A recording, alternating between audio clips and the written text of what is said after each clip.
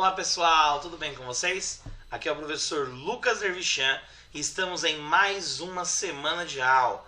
Nessa semana nós temos aí nessa aula de hoje, nesse vídeo de hoje, nós vamos continuar falando um pouco da lógica de programação, principalmente o Python. Então hoje eu vou mostrar para vocês um pouquinho sobre as variáveis no Python e os operadores, tá bom? Antes a gente, nas próximas semanas que tiver aula do Python, nós vamos começar a nos aprofundar um pouquinho em alguns exercícios. Então, vamos lá. Como podem ver, eu já estou aqui com o meu Replit aberto, como na outra aula eu ensinei a fazer. E aqui nós vamos começar um pequeno programa. O que acontece? Aqui nós vamos ter as variáveis e operadores hoje, tá? Então, primeiro, o que é uma variável? A variável é um espaço na memória que guarda uma informação. Então, por exemplo, se eu falar que x é igual a 1, eu estou falando que a variável x vale o número 1. Então, ela vale o número 1 naquele momento. Toda vez que eu rodar o programa, ele vai atribuir 1, mas poderia ser um número diferente. Se eu falar, por exemplo, que y é igual a 5.9, quer dizer que ele vale 5,9. A gente usa ponto porque é um padrão americano, é um padrão inglês. Se eu falar, por exemplo, que z é igual a Lucas, então a variável z agora vale o texto, Lucas, meu nome Lucas. Então ele é um texto. Aqui eu fiz isso por quê? Pessoal, hashtag é um comentário, tá bom? Olha só. Hashtag é um comentário. Essa variável é do tipo inteiro. Essa variável é do tipo real. E essa variável é do tipo texto. Ou o outro nome que a gente pode chamar aqui é int, aqui é float, que seria de ponto flutuante, e aqui é string ou str. Tá? Por que nós temos que saber essas abreviaturas? Porque elas vão nos ajudar nas conversões dos valores. Então, olha só. As variáveis no Python, elas podem ser muito mais tipos que essas, mas essas são as básicas. Números inteiros, números que não têm vírgula. Números reais, números com vírgulas, dízimas periódicas. E assim por diante. E por fim, textos, todos os tipos de caractere. Tá? Então, textos ali está como a Z. Por que eu mostrei esse int, float e string, que é o str? Porque nós vamos precisar deles na hora que nós formos ler valores que vão ser convertidos. Tá? O Python trabalha com variáveis fortes, de tipagem forte, sem declaração. Ou seja, eu não preciso falar que x é inteiro. Ao receber o número inteiro, ele passa a ser inteiro. Então, olha só. Se eu quiser, por exemplo, receber um valor que o usuário vai digitar. Então, olha só. Eu posso colocar assim, x igual... O texto básico seria input, e aqui colocar um texto qualquer, digite um número, por exemplo, tá?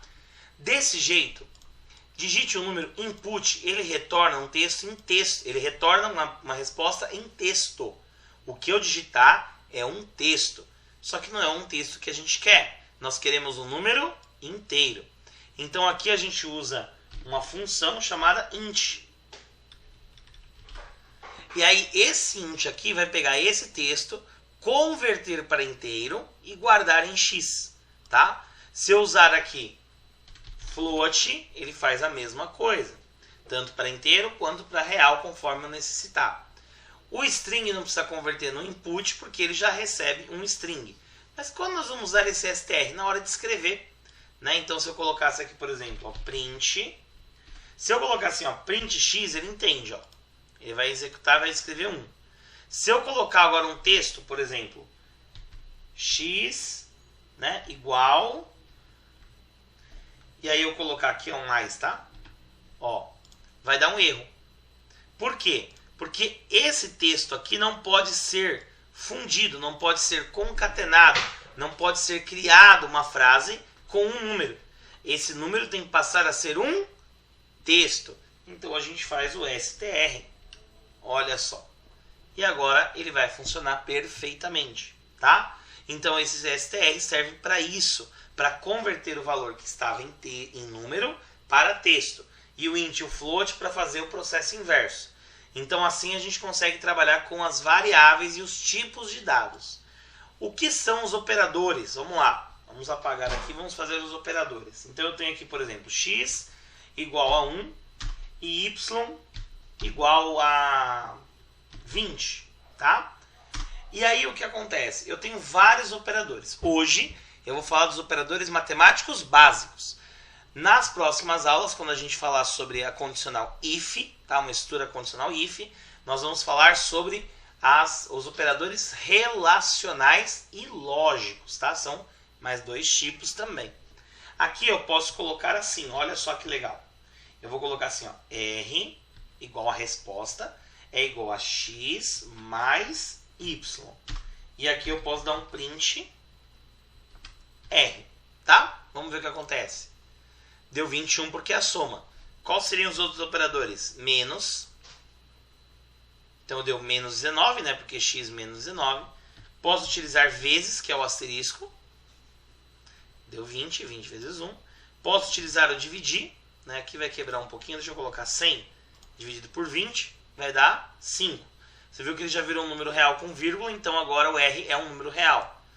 Eu poderia, por exemplo, calcular o resto da divisão, que seria o porcentagem. A gente chama essa característica de mod, x mod y. É quando você calcula o resto da divisão. No caso, o resto da divisão é 0. Se aqui fosse um número ímpar, olha só, o resto da divisão é 1. Tá? Então ele vai ter sempre um resto. Se aqui fosse outros tipos de número, cada um deles, né, ia dar um resto diferente, certo? Ó, normalmente dá 1, mas às vezes ele dá um número diferente. Normalmente é 0 ou 1, tá? Então eu tenho esse resto da divisão.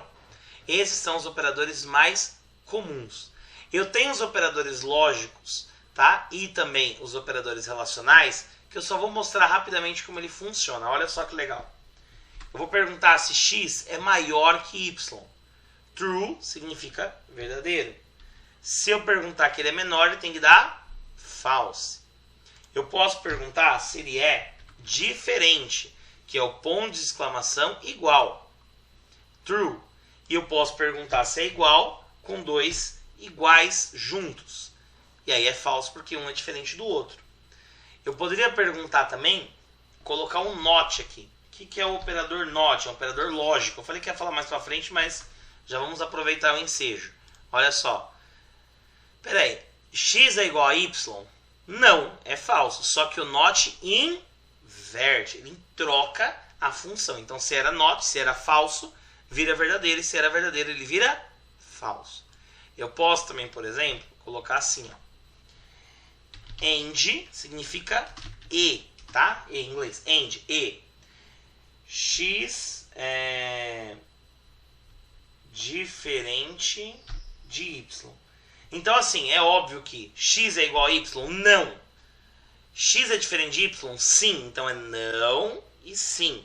Falso e verdadeiro. E ele vai dar falso. Porque no condicional e só vai ser verdadeiro se as duas condições forem verdadeiras. O condicional ou, ele serve para dizer que se pelo menos uma condição for verdadeira, ele é verdadeiro, tá? Então o e é como se fosse assim, eu vou à praia se eu estiver de férias e tiver dinheiro. Ou seja, se eu tiver dinheiro, isso é o e, tá? O e. Se eu tiver dinheiro e não tiver de férias, eu não vou à praia. Se eu tiver de férias e não tiver dinheiro, eu não vou à praia. Se eu não tiver de férias e também não tenho dinheiro, eu não vou mesmo. Agora, se eu tiver de férias e ter dinheiro, eu vou à praia. O ou é assim. Mesma pergunta, tá? Ou agora. Se eu tiver dinheiro ou estiver de férias, eu vou à praia. Ou seja, se eu não tiver dinheiro nem estar de férias, aí eu não posso ir em nenhuma das duas condições.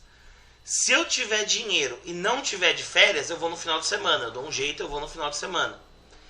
Se eu tiver de férias e não tiver dinheiro, eu vou lá, faço um bate-volta e volto de volta, né? Não tem problema. Eu vou e volto e não gasto nada. Se eu tiver os dois, se eu tiver de férias e dinheiro, aí eu vou.